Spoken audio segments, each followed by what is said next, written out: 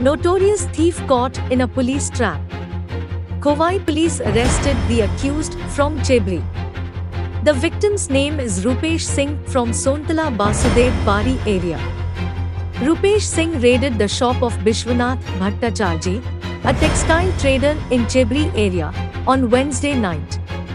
He broke the lock of the shop and entered inside and snatched a lot of clothes.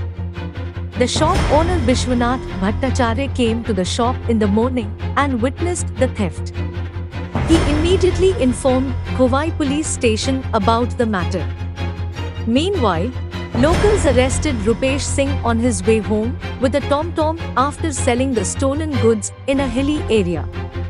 Later, the people of the area handed him over to the police.